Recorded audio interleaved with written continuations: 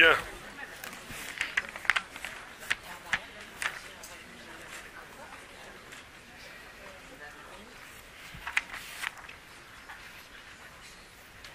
Donc les cours sont dédiés à la mémoire de l'Élouï. Non, l'Élouï Nishmat.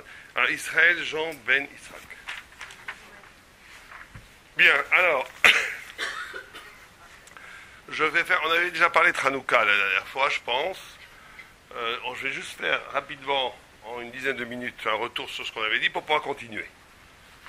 Donc, on avait expliqué très rapidement que ce que le Maharal disait, que Hanouka, c'est une guerre, l'Inyan HaChochma, ça veut dire que c'est une lutte, contrairement aux autres royaumes et civilisations que le peuple juif a traversées, qui sont, comme tout le monde le sait, 4 très grands royaumes.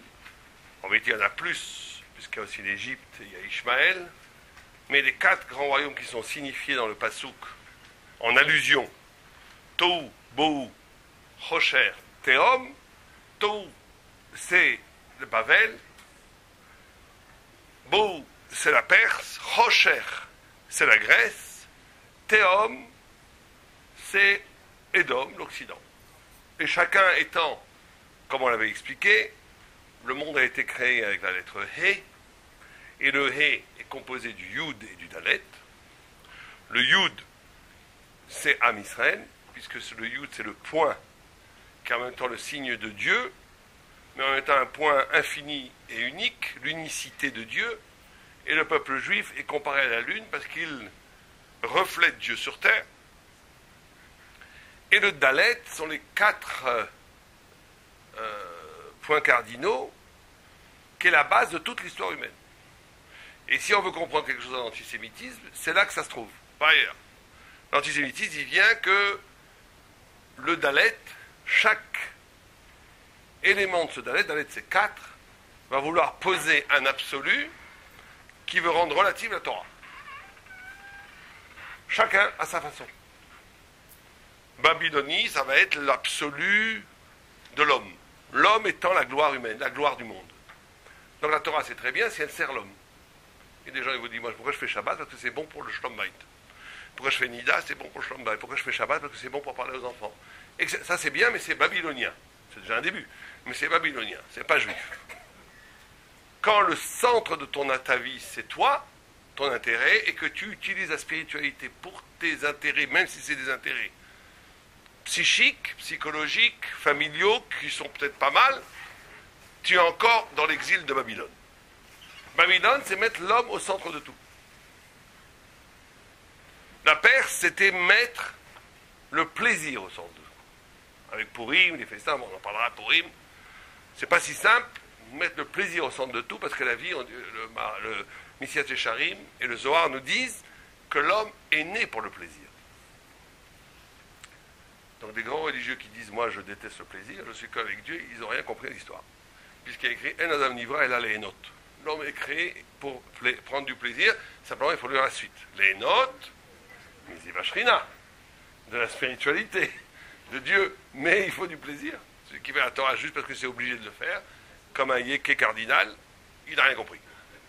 Donc il faut, et ça c'est la lutte avec Purim, comment transformer ce plaisir en Kedusha. La Grèce, c'est Chosher. Bon, Tehom, c'est le dernier, c'est l'Occident. Ça, il faudrait faire tout un cours sur ça. L'Occident, c'est le plus redoutable de tous. Puisque dans le rêve de Daniel, c'est la 4e bête infernale qui dévore les 3 premières.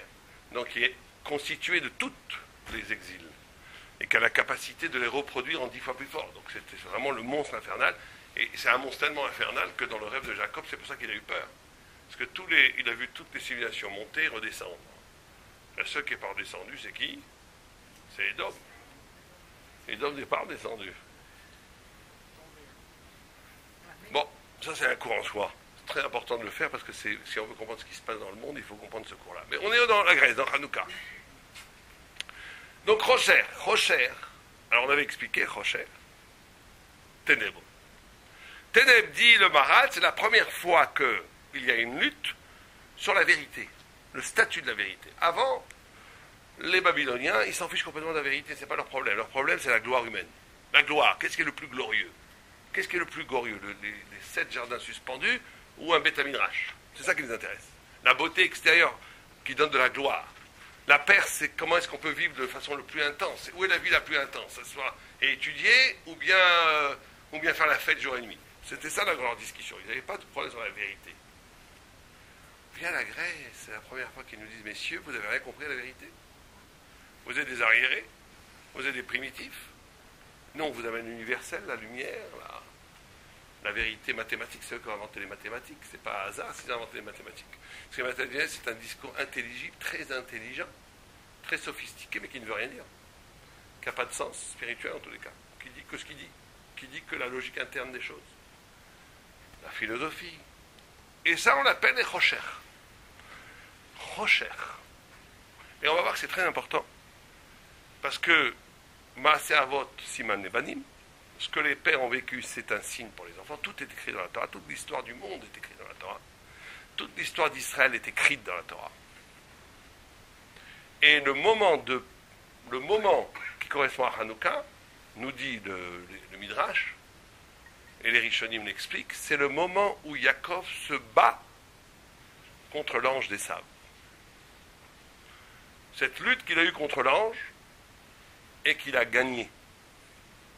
Et comment il a gagné? Parce que l'ange a vu qu'il ne pouvait pas atteindre que les enfants de Esav, plus tard, le sang des enfants de Yaakov, plus tard, nous, Aleva et Rino, seraient capables de mourir pour ne pas trahir Dieu, Beshat Hashmad. Shat Hashmad, vous savez qu'on doit donner sa vie pour la Torah dans certaines circonstances. Si un gars vient avec un pistolet et vous dit mangez du cochon, je vous tue, qu'est-ce qu'on doit faire? Manger le cochon. On mange le cochon. S'il vient avec un pistolet, oui, c'est un halakha. Misurut nefesh, mitgaber, alavim. Si quelqu'un vient avec un pistolet et vous dit allume une cigarette Shabbat, qu'est-ce que vous faites?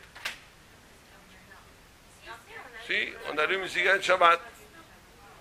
Etc., etc. Il n'y a que 3 avérotes sur lesquelles il faut mourir plutôt que de donner sa vie. C'est le meurtre. Arayot, c'est pas que l'inceste, arayot, les adultères, les relations entre hommes, toutes ces choses-là, vaut mieux mourir. 3, avodazara, j'ai dit avodazara, meurtre, arayot. Ça, c'est incontournable, il vaut mieux mourir. Pas juste mourir, il faut mieux, si on dit, si tu fais pas arayot, je tue toute ta famille, tu dis, tu tues toute ma famille. C'est les 3. Maintenant, il y a d'autres choses. Il y a aussi, par exemple, si c'est en public, s'il y a 10 personnes qui voient, 10 juifs, et que le goy veut ridiculiser la Torah, il ne fait pas pour son plaisir. Il veut ridiculiser la Torah. Il te dit, allume-moi la cigarette Shabbat. Parce que votre Shabbat, c'est du bidon, et il nous dit, il faut mourir. C'est Kiddush Hashem. Et il y a une 3e forme où il faut mourir. Il y en a 4 en réalité. Il y en a un que personne ne connaît. Qui est que si un gars vous dit, est-ce que vous êtes juif? Vous n'avez pas le droit de dire, et si tu es goy, je vais te tuer. Vous n'avez pas le droit de dire, je ne suis pas juif. C'est dans Shulchan Aruch, c'est tellement étonnant qu'il faut donner la source, ouf, Doum Dalet dans Yoredea, que si un gars vous dit, vous avez le droit de dire, par contre, le Rambam a dit, vous avez le droit de dire, je suis français. Quelque chose qui se comprend double, je peux être juif et français. Mais vous n'avez pas le droit de dire, je ne suis pas hébreu, je ne suis pas juif pour sauver votre peau. C'est incroyable. Donc pendant la guerre, c'était un problème. C'est dans la ha. Maintenant, il y a une quatrième, qui est la plus dure d'après moi, c'est Sha'at Hashmad. C'est-à-dire que si les goïms veulent détruire la Torah, imaginez que vous êtes maintenant, interdiction d'étudier, interdiction de faire la bride pila, on n'a pas le droit de coûter, même si c'est, vous savez qu'il y a une halakha, un minag, de lasser ses chaussures gauches avant ses chaussures droites. De lasser. On met ses chaussures droites avant ses chaussures gauches, mais nous lassons les chaussures gauches avant les... Et nous délassons aussi. Donc, alors à ce moment-là, si le gars te dit, je veux que tu lasses à droite, sinon je te dis, tue-moi. Tue-moi. Quand c'est Sha'at Hashmad. Sha'at Hashmad, ça veut dire le moment, comment on dit en français, je ne sais pas s'il y a un mot. Non. Sha'at Hashmad, ça veut dire c'est un décret d'anéantissement de la Torah. Le but, comme les Romains, comme les Grecs l'ont fait, les Babyloniens, tu pouvais faire la Torah, ils s'en fichaient complètement. Ils voulaient que tu sois soumis à Nebuchadnezzar. Les Perses aussi. À partir de la Grèce, inaugurent une tentative. C'est là que à ce moment-là commence la notion de Shabbat Hashman, une tentative de détruire la Torah spirituelle elle-même. Là, il faut mourir pour toute chose. C'est la halakha, qui est la plus dure. Parce que quand Dieu vous dit, quand vous dites faites de l'idolâtrie ou je te tue, je comprends. Il faut être comme c'est quand même quelque chose d'extraordinaire, mais je comprends qu'on puisse le faire. Tuer un bébé ou je vous tue, la plupart d'entre nous, je pense qu'on pourrait le faire. Personne ne pourrait tuer un bébé, c'est impossible, je préfère mourir. Faire la Vodazara aussi, c'est trahir Dieu. Arayot aussi, c'est dégoûtant. Mais de dire, pourquoi? Parce que Rachid nous dit, pourquoi Shabbat Hashman? Parce que si tu continues, si tu écoutes le goy, tu vas habituer les goïms à aller contre la Torah, ils vont y arriver historiquement à détruire la Torah. Donc c'est une résistance historique. Mourir pour une résistance historique, c'est incroyablement très fort, c'est très dur. Parce que si quelqu'un vous dit, moi je vais te tuer, toi et tes petits-enfants devant toi, si tu ne laisses pas à droite à gauche, la plupart vont tomber, ils ne vont pas pouvoir le faire. Parce que tu vas dire, mais ça va, bon, moi, c'est une résistance historique, tant que vous voulez, mais c'est pas une très grande faute, c'est rien du tout, je le fais. Là, on te demande quelque chose qui est presque surhumain. Parce que ça touche, et on dit que c'est ça, quand on fait ça, quand on résiste à Shabbat Hashman, c'est ça qui fait que l'ange de Esav est maudé des brachot. C'est à ce moment-là qu'il dit d'accord. C'est Israël qui a gagné. Quand il est capable de faire ça, c'est les brachot de Yitzhak que Yaakov a volé, soi-disant, à Esav pour qu'il les reçoive. Là, il accepte. Shabbat Hashman, c'est à un moment donné quand les goïms veulent détruire la Torah. Et que quand on à ce moment-là, la halakha, c'est qu'on doit mourir pour n'importe quelle injonction du goï qui va contre la Torah. Même la plus petite des choses. Et quand on fait cela, quand on résiste à cette injonction, c'est ça qui provoque la reconnaissance des goïms de la supériorité spirituelle du peuple juif sur toutes les nations.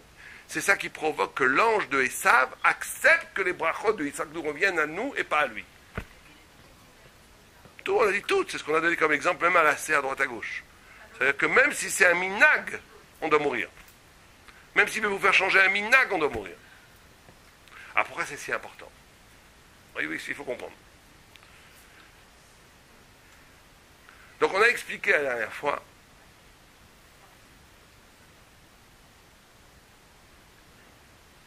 que entre la Grèce et Israël,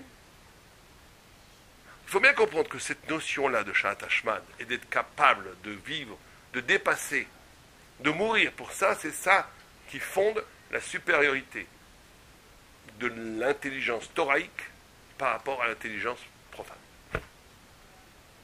C'est ça qu'il faut. Il faut comprendre pourquoi. Quel rapport? Ouais, mais il faut comprendre pourquoi. Ça ne suffit pas de dire on ne va pas d'après le Sechel. Parce que les Mohamed qui se fait sauter là, il ne va pas aussi après le Sechel. C'est un khmar, un bourricot qui va donner sa vie pour tuer des gens. Donc ça ne suffit pas. Et lui, il n'a même pas de Sechel. Donc ça ne suffit pas. Donc il faut comprendre. Alors, on va essayer de comprendre. D'abord, il faut reprendre les fondamentaux. On a expliqué que Grèce, Israël, on a expliqué que les 10 paroles qu'on crée, que la Grèce elle-même prend la source de son intelligence dans la Torah, c'est pour ça qu'elle est redoutable. Puisque l'intelligence grecque vient des 10 paroles qu'ont créé le monde.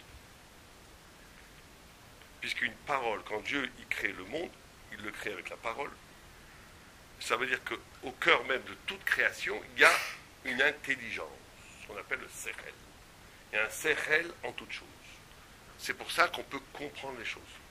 Comme disait Einstein, il dit que le plus grand miracle, c'est que l'esprit puisse s'adapter à la structure de la matière, qu'on puisse comprendre les choses. On aurait pu avoir un monde qui obéit à des lois qui n'ont aucun rapport avec l'esprit humain. Le fait qu'on puisse comprendre le monde, c'est un miracle. Pourquoi est-ce qu'on peut comprendre le monde? Ben nous, on sait pourquoi. Lui, il ne savait pas pourquoi, mais nous, on sait pourquoi. Parce que le même être qui est Dieu, qui a créé le monde avec la parole, nous a donné un esprit qui a été créé avec la même parole, qui est la capacité de capter cette intelligence qu'a capté le monde, qu'a créé le monde. C'est très simple. Dieu crée le monde avec une parole. Cette parole, c'est pas comme on croit dans abracadabra, même si abracadabra, vous savez, c'est de l'hébreu. Abarak et Devara, qui soit créé comme il a parlé. C'est pas abracadabra avec la magie. Abarak et Devara, c'est sûr qu'Abarak et Devara, mais c'est qu'il soit créé comme il a parlé. Abarak et Devara, qu'il soit créé, que je crée quelque chose vraiment comme Dieu a parlé. Abracadabra. Si on creuse un peu, tout vient de toi.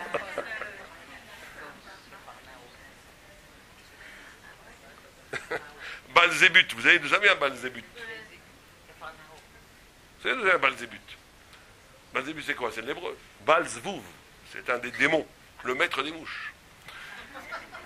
Il y a beaucoup de choses, énormément de choses comme ça. Bien, en tous les cas, ce qui nous intéresse à nous, ne nous égarons pas. Ce qui nous intéresse à nous, c'est que dans toute parole, dans toute création, il y a une parole. Chez Akon, il y a Bedvaro. Dans toute création, il y a une parole. Cette parole, c'est l'intelligence qui fonde, l'intelligence divine, qui fonde la possibilité même de la chose. Qui fonde l'intelligence même de la chose.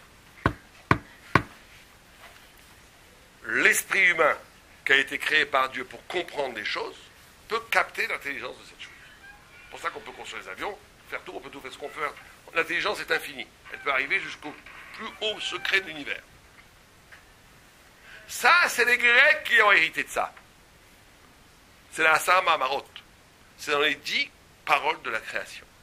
Quand Dieu il donne la Torah, c'est la Asara d'Ivrot. Les 10 paroles de la volonté de Dieu, pas de la création. Donc il y a une parole de la création, il y a une parole de la révélation. C'est pas la même. La parole de la création, on a expliqué, c'est quelque chose qui s'articule autour de la notion de nécessité. C'est nécessaire. Quand Dieu il a créé le monde, il est créé comme ça. C'est une fois, c'est comme ça, c'est fini, on ne peut plus changer. La loi de la pesanteur, c'est une loi divine qui marche tout le temps. Il faut un miracle pour la casser. 1 plus 1 font 2, qu'on le veuille ou pas. Quand Dieu il parle aux hommes, aux Juifs, au mont Sinaï, il leur dit une parole qui n'est pas nécessaire. Ou plutôt sa nécessité est plus nécessaire que la création, mais elle est donnée à la liberté humaine. Puisque tu ne tueras pas, je peux tuer. Tu ne voleras pas, je peux voler. Tu ne profaneras pas, je peux profaner. Tu ne convoiteras pas, je peux convoiter, etc., etc. Tu respecteras tes parents, on ne peut pas les respecter. Liberté. Donc on a deux systèmes. Un système nécessité, divin, un système liberté divin. Jusqu'à maintenant, tout va bien. Et on a expliqué que chez les Grecs, qui ont cette intelligence de la nécessité du monde, c'est une vie qui ne donne pas sens à la vie. C'est ça la grande faiblesse. C'est que la plupart des gens qui vivent comme des Grecs, et malheureusement il y a beaucoup de Juifs qui vivent comme des Grecs, ils ont une intelligence qui est là que pour expliquer les choses qui existent déjà. Pourquoi tu te sers ton cerveau? Pour expliquer ce qui existe déjà, pour te débrouiller dans la vie. Tu es grec. Mais ça ne donne pas un sens à la vie. Tu peux connaître tout le système solaire, comment ça marche, les océans, tout.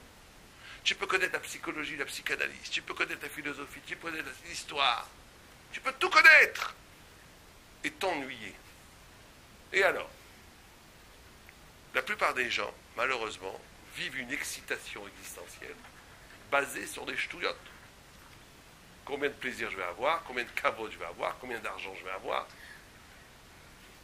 Mais c'est nul, parce que ça n'a aucun avenir, c'est rien. Le kavod, c'est rien, parce que quand quelqu'un est mort, tout le monde l'a oublié. C'est rien le kavod. Mais la plupart des gens, pourquoi ils vivent? Pour le kavod. Pourquoi les gens qui sont riches travaillent encore pour avoir plus d'argent? Ça leur donne de l'orgueil. Ça leur donne de l'orgueil, ça leur donne une motivation existentielle, une jouissance existentielle, mais qui est basée sur zéro, sur wallo. Quelqu'un qui est vraiment honnête, il va regarder le monde comme ça, il va dire, bon, je sais tout ça. Et alors, en quoi ça me concerne à moi? Qui est 36 000 formes de papillons ou 37 000 formes de papillons, c'est intelligent, je suis un grand botaniste, mais alors, en quoi ça change ma vie? Ça ne concerne pas ma vie du tout. Le savoir grec qu'explique l'être ne donne pas un sens à la vie. Voilà ce qui est important de retenir. Si on devait retenir une seule chose de Hanouka, c'est ça. Le savoir grec scientifique et philosophique et culturel ne donne pas sens à la vie. Si on est honnête, encore une fois. Non, ça nous permet de passer le temps. Mais c'est tout, on passe son temps. De tuer le temps, bravo, de tuer le temps. Pourquoi? Parce que c'est un savoir qui s'articule autour de la nécessité, donc de quelque chose qui est déjà créé. Donc moi, j'ai rien à voir, c'est-à-dire que vous viviez ou pas, le soleil sera toujours le même.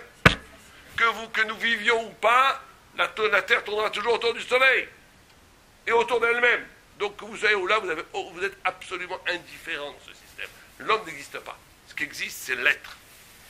L'homme est un moustique tournant autour de l'être. Si quelqu'un comprend ça, ou il se suicide, ou il se convertit au judaïsme. Un des deux. Mais la plupart des gens, ils ne veulent pas comprendre ça. Soit reste égocentrique toute sa vie. Voilà. Non, mais s'il comprend ça, vous en faites pas, la plupart ne comprennent pas. Parce qu'ils ne veulent pas comprendre. C'est là où le problème. Mais on rigole, mais c'est pas que rigole, c'est nous aussi. Nous aussi, les juifs, la plupart des juifs, la plupart ne vivent pas une vie juive, mais une vie de grec. Il faut avoir le mérite d'accéder à l'intelligence juive. L'intelligence juive, ça n'a aucun rapport avec ça. C'est l'intelligence des 10 commandements dont la base est la liberté. C'est-à-dire que Dieu, il t'a donné. Si on va un peu plus loin, c'est-à-dire que Dieu, il t'a donné le secret de l'univers. Et c'est à toi qu'a la liberté de le façonner selon ta vision. Un Talmud Chacham, quand il étudie la Torah, une tzadékette qui devient tzadékette et qui voit le monde selon. Et c'est là où on arrive à la vraie tzadikout. C'est pour ça qu'on parlait tout à l'heure de la jouissance, du anahana. C'est qu'on arrive à la vraie tzadikout quand il y a union entre mon moi et la vérité éternelle. C'est-à-dire que si quelqu'un, il comprend toute la Torah,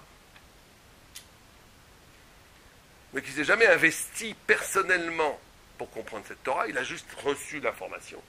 Il est en Grèce. Ah, il est au Beth Midrash, il est en Grèce. Il étudie la Torah comme un grec. Ça veut dire qu'il a reçu l'information. Il sait comment ça marche. Il est en Grèce. Si quelqu'un passe son temps à dire ce qu'il pense, il prend plaisir d'exprimer ses idées. Il n'est ni en Grèce, ni en Israël, il est dans son ego. Pas grand intérêt. Parce qu'il n'est que lui-même. Et la chair est triste, et les limites de ta personnalité sont courtes. Ça ne va pas très loin.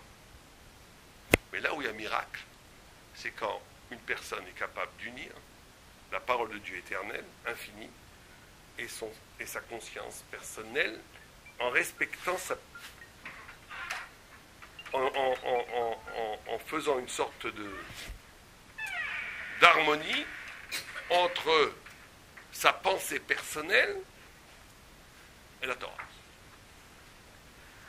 C'est-à-dire qu'il se sert de sa conscience personnelle, de sa personnalité. C'est pour ça qu'il n'y a pas de spiritualité sans honnêteté.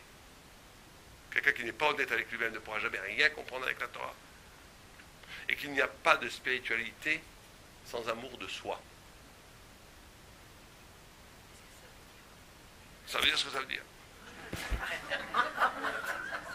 Ça veut dire... Ah, là, on essaie de faire des cours profonds, mais c'est difficile. On va y arriver, En pratique, on peut le dire. Ça veut dire que quelqu'un qui ne se respecte pas, quelqu'un qui ne s'aime pas, ne peut jamais accéder à la Torah. Pourquoi? Il ne peut pas non plus aimer l'autre, d'accord, mais ce n'est pas notre sujet. Donc on ne peut pas, puisque la Torah passe par le fait de capter la Torah et de la renouveler, puisque c'est la liberté, à partir de toi-même. Tu es le lieu même de la révélation. Ça passe par, pour un homme, d'étudier la Torah de façon absolument assidue, au point que tu t'annules au début face à cette information, et qu'après on te demande de dire des sévarotes, c'est-à-dire de dire des idées à partir de la Torah, de l'initiation que tu as reçue. Pas juste répéter comme un bourricot ce que tu as appris. À ce moment-là, c'est l'éruption de la Torah elle-même à travers toi. Et là, il n'y a pas de plus grand plaisir au monde. Il n'y a pas de plus grand plaisir au monde quand mon destin singulier est conjugué avec la volonté de Dieu éternel. Parce que la personne, là, elle devient éternelle. Il n'y a pas de plus grand plaisir au monde. Plus grand bonheur au monde, plutôt que plaisir. Ouais. Donc c'est ça qui s'est passé à Hanouka. Pourquoi on parle de ça? Parce qu'à Hanouka, on a dit deux systèmes. Un qui explique le monde, l'autre qui donne le sens au monde. On a dit, mais dans ce cas-là, pourquoi est-ce qu'il y a la guerre? Pourquoi ils nous font la guerre, les Grecs? Alors on a expliqué ça aussi. Parce que les Grecs, ils ne supportent pas. Là où ça se complique, c'est qu'il y a un passage qui dit Imlo Briti, Shamim Vaaretz Obarati. S'il n'y avait pas ma Torah, je n'aurais pas créé la terre et le ciel. C'est là où ça se complique. Parce que là, ça veut dire que le monde entier, toute l'intelligence grecque, elle n'est là que pour quoi? Pourquoi 1 plus 1 font 2?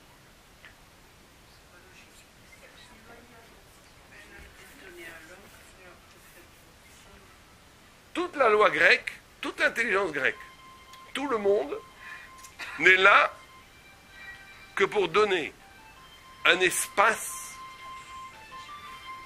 à la Torah et aux mitzvot. Tout le monde entier. Le monde entier n'est là, l'univers entier n'est là que, en finalité, donner un espace pour les mitzvot et la Torah. Donc, comme toute l'humanité, tout l'univers entier n'est là que pour la Torah. Donc, si 1 plus 1 font 2, et si 2 plus 2 font 4, c'est pour qu'il y ait Arba minime à Sukkot. S'il y a la loi de la pesanteur, c'est pour que qui passe en vol pas en l'air. Etc., etc. Et c'est très sérieux. C'est pas les Grecs la pesanteur. Oh, mais c'est pire que ça. Mais vous voyez que ça nous fait rire, c'est qu'on est un peu grec. Ça nous fait rire parce qu'on est un peu grec. Pourquoi on est un peu grec? Parce qu'on croit que le monde, il est là. Le monde, il est là. Le monde, c'est l'évidence. La vie, le soleil, la terre, les océans, l'économie, l'argent, la politique, tout ça, c'est ça. Et la Torah, elle se plaque dessus. Si on voit comme ça, on est grec. Istakla Boraïta, Bebarait Alma, la Torah est à l'origine de tout et plus ancienne que le monde. Le monde n'est qu'une figure éphémère de la volonté de Dieu. Ce n'est pas du tout la figure absolue. La figure absolue de la volonté de Dieu, c'est la Torah, pas le monde. Donc le monde n'est là que pour donner une place à la mise. Quand tu dis ça à un grec, tu le tues.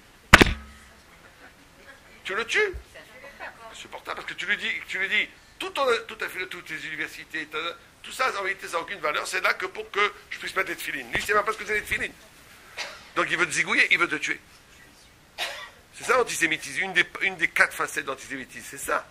Il veut te tuer parce qu'il te dit tu m'instrumentalises, tu me rends éphémère. C'est pour ça que tous les grands antisémites, quand ils écrivent leurs livres, je ne sais pas si vous avez remarqué, ils présentent toujours le juif comme un danger. C'est très rigolo.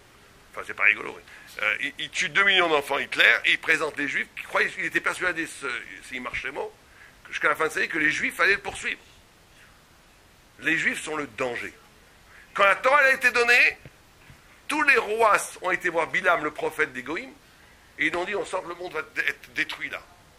Ils ont dit, non, vous n'en faites pas, c'est Oz, sa force, Dieu le donne à son peuple. C'est la Torah qui est donnée, c'est pas la destruction, mais tout celui qui a l'oreille fine comprend que le Midrash ne raconte pas d'histoire d'enfants. Ces rois ont senti que le don de la Torah signifiait la fin du monde. Parce que la Torah annonce la fin du monde. Annonce que ce monde-là est éphémère. Que tout ce qu'on croit, l'argent, la politique, les banques, les États, l'ONU, ceux qui auraient vécu au IIIe siècle ou au IIe siècle chez les Romains n'auraient jamais imaginé que l'Empire romain pourrait être un jour détruit par les barbares. C'est arrivé 3 siècles plus tard. Tout est éphémère. En od milvado. Et de mettre sa confiance dans des pierres, dans des États, dans des billets de banque, dans des systèmes qui sont liés à la matière, c'est d'être fou. Puisque tout ça est éphémère. Et c'est ça qu'Am Israël annonce au monde. C'est ça que Am Israël annonce au monde. Et c'est pour ça que le peuple juif est souvent haï. Parce qu'il lui donne en même temps la lumière, puisque le peuple juif donne au monde entier la Torah, la Bible ayant éclairé le monde entier. Mais d'un autre côté, elle annonce la fin du monde. Donc c'est ce double versant d'intimité très profonde et de répulsion qui est la base même de l'antisémitisme. Mais ce qui nous intéresse à nous, c'est que c'est pour ça qu'il y a la guerre. Mais on a dit, à première vue, qui a gagné cette guerre? Qui a gagné cette guerre entre les Juifs et les Grecs? On a gagné. C'est pour ça qu'on fait la fête de Hanouka. Mais il y a quand même quelque chose qui s'est passé d'affreux. Enfin, d'affreux à première vue. Avec la grecque, c'est quoi? C'est la fin de la prophétie. La prophétie a été éteinte par les Grecs. Éteinte par les Grecs. Par les Grecs. Par le fait que les Juifs sont devenus helléniques, ils se sont hellénisés, ils ont compris cet esprit grec, et ça a tué la prophétie. Ça a anéanti. Le monde est devenu grec, et ça a anéanti la prophétie. On dit que le dernier prophète qui est né, qui est mort, c'est Néhémia. Il est mort le jour où est né Alexandre le Grand. La Gemara ne nous donne pas des dates de décès et de naissance comme ça. Elle veut nous dire que le jour où est né la Grèce, le bras armé de la Grèce, qu'allait conquérir le monde entier par la Grecque, c'est la fin de la prophétie. Quel rapport? Alors c'est lié au rêve de Daniel. Dans le rêve de Daniel, il voit la Grèce comme une panthère noire. La panthère noire, la panthère c'est Azout. C'est la Choutzpah, c'est lié au Chocher. C'est Azout. Pourquoi c'est Azout? Parce qu'elle réduit le monde à ce qu'elle voit. Imaginez que vous avez un immense territoire devant vous, un immense territoire, et vous mettez un mur, et derrière ce mur, il y a un petit trou, sur ce mur, il y a un petit trou, et je vois un petit champ de 10 mètres carrés, et je dis, pour moi, derrière ce champ, il n'y a qu'un champ de 10 mètres carrés. C'est de réduire le monde à ce que tu vois. La Grèce a inauguré cette posture intellectuelle qui a détruit la prophétie. Parce que la prophétie, c'était la capacité d'écouter quelque chose qui ne passait pas par toi, qui ne passait pas par la maîtrise, par ton intelligence. La capacité d'écouter Dieu au-delà de toi-même. Ça a été détruit. Et donc, on s'est dit c'était la catastrophe. Puisque la Torah, elle est prophétique. La Torah, nous dit le Ramban, c'est toujours la reproduction de Mont Sinaï, de Har Sinaï. Kenetinata. C'est pour ça qu'il faut étudier la Torah comme elle a été donnée. Comme elle a été donnée gratuitement, il faut l'enseigner gratuitement. Comme elle a été donnée en pureté, il faut l'étudier en pureté. Comme elle a été donnée dans la crainte, il faut l'étudier dans la crainte. Comme elle a été donnée dans la joie, elle doit être étudiée dans la joie. Kenetinata, c'est un digne dans le matin de Torah, c'est un digne dans l'étude de la Torah. Or, le prophète, la Torah passait par la prophétie. Quand le prophète arrivait, c'était pas comme on croit, quelqu'un avec un bâton, les cheveux longs, j'ai entendu que ouais, peut-être bien que oui, peut-être bien que non. Quand le prophète il parlait, c'était Sinaï. C'est-à-dire que même le plus hérétique, il entendait la parole de Dieu, il est devenu plus religieux que nous tous. Quand c'est la fin de la prophétie, c'est la fin de la Torah. Parce que la Torah, elle est prophétique. La Torah, c'est la répercussion du mont Sinaï. Où est-ce qu'on n'a plus la Torah? Catastrophe. Or, le plus grand miracle de Hanouka, c'est qu'elle a parlé de la Torah Sheba'al Peh. On avait aussi expliqué ça. La Torah Sheba'al Peh, ça a été les retrouvailles de Sinaï sur une autre façon. C'est le plus grand miracle. C'est que chaque juif qui étudie la Torah véritablement, avec son âme, et qui comprend le texte, il n'a plus la prophétie, il n'a plus que le texte les mains nues, et qui comprend le texte les mains nues avec sa neshama, le plus grand miracle, c'est que les Grecs qui ont cru nous réduire au subjectivisme, à l'interprétation, chaque juif au fond de lui-même a découvert Dieu. Et donc et là on dit qu'il s'est passé un phénomène extraordinaire, qu'ils ont découvert le fait qu'il y a un lien essentiel entre l'identité d'Israël, la Torah et Dieu.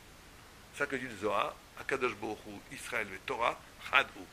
Le nom de Dieu, pas Dieu lui-même, Chad Shalom, le nom de Dieu, la divinité qui est dans le nom de Dieu. La Torah et le peuple juif sont une seule unité. Il y a une unité. Ce qui fait qu'on dit Chacham Adif Minavi. C'est ça les lumières de Hanouka. Les lumières de Hanouka, c'est que le mont Sinaï n'est plus extérieur. Le Navi, c'était une révélation de l'extérieur vers moi. À partir de Hanouka, inaugure une spiritualité où à l'intérieur d'une illumination intérieure, je découvre Dieu en même temps que moi. Et là, ça nous envoie renvoie à une responsabilité très grande. C'est-à-dire que quelqu'un qui détruit ses midotes, qui devient radin, coléreux, balachonara, il détruit l'image de Dieu sur terre. Puisque le peuple juif, c'est le reflet de Dieu sur terre. Puisque le peuple juif a une sorte de... Chacun d'entre nous est un des facettes du miroir qui reflète toute la lumière de Dieu sur terre. Donc quand quelqu'un il casse ce miroir, par des mauvaises midotes, par des avérotes, il casse la lumière de Dieu elle-même. Donc c'est plus qu'une question personnelle maintenant. C'est plus qu'une question personnelle d'être tzaddik ou rachat, d'étudier la Torah, de ne pas l'étudier, de faire des mises. C'est une question qui nous dépasse complètement. C'est une question de responsabilité par rapport à la Torah elle-même. Ouais, ou qui nous achète, ou le contraire. Ouais, tout à fait. Et donc, d'ailleurs, c'est pour ça qu'il voulait un miracle. On a un principe de Touma Outra Betsibour. Que la Touma, si tout le peuple joue, la majorité du peuple est impur, on avait le droit d'allumer les bougies, pas les bougies, le candélabre, l'huile d'olive dans le candélabre dans la maison, on avait le droit d'allumer, même si tout le monde était impur. Donc tout ce miracle qui s'est passé, c'est un luxe dont on n'a pas besoin. Or, il n'y a jamais de miracle. Tous les miracles qu'on célèbre dans le peuple d'Israël sont des miracles qui ont permis au peuple d'Israël de survivre au travers le temps. Purim, c'est le miracle du fait que le peuple juif, malgré tout l'antisémitisme et les destructions, est toujours là. Pessah, c'est la naissance du peuple juif avec l'ouverture de la mer Rouge, c'est des choses essentielles. Hanouka, c'est un miracle qui n'a aucun rapport avec l'essentiel, puisque d'après la halakha, on pouvait allumer les bougies même si on était tous impurs. Pourquoi il y a eu ce miracle? Pourquoi ils ont voulu un miracle?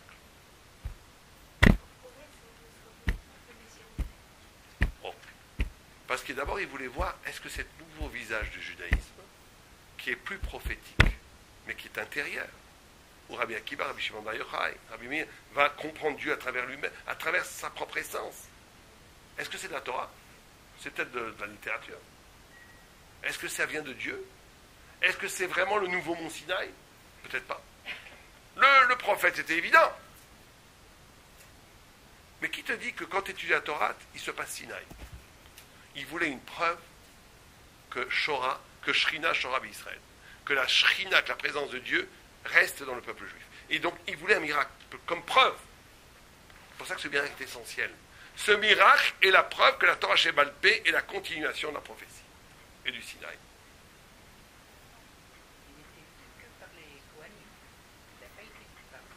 Si, il a été vu après.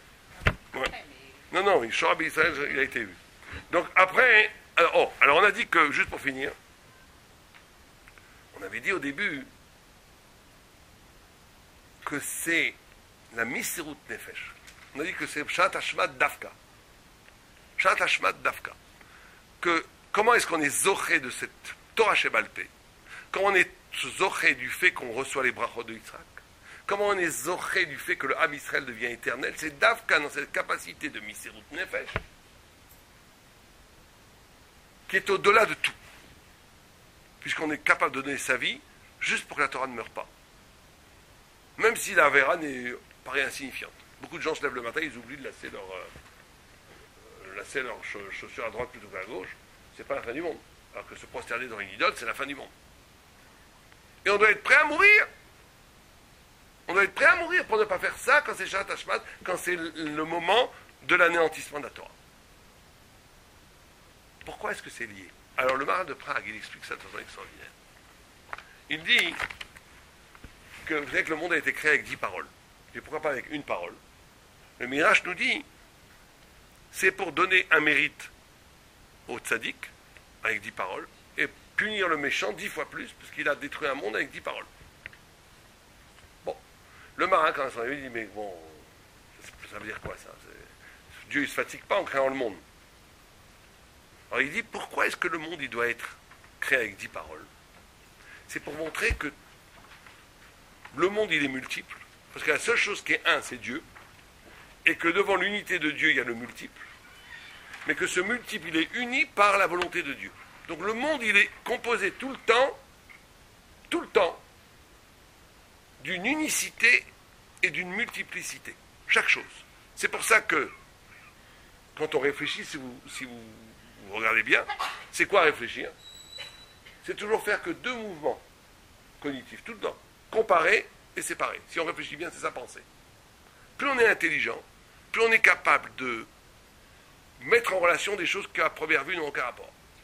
Plus on est intelligent, plus on est capable de différencier des choses qui se ressemblent beaucoup. Plus quelqu'un est bête, plus il est soumis à l'évidence. Ce qui se ressemble, c'est pareil. Ce qui ne se ressemble pas, c'est pas pareil. Plus quelqu'un est intelligent, plus il est capable de faire ces deux mouvements de façon extrême. C'est ça l'intelligence, d'après la Torah. Pourquoi c'est comme ça? Parce que comme tout est créé par Dieu, il n'y a pas deux choses qui n'ont pas de rapport. Un tzaddik, il peut avoir un rapport entre l'esquimau et le pygmée. Puisque tout est créé par Dieu. Chez Hakol Yavedvaro. Donc tout est lié à une racine commune. Mais d'un autre côté, tout est brisé, rien ne se ressemble. Rien ne se ressemble. Chaque chose est unique, parce qu'il n'y a que Dieu qui est un et indivisible. Chaque chose, elle est séparée. Donc il dit, c'est pour ça qu'il y a de la punition et du mérite.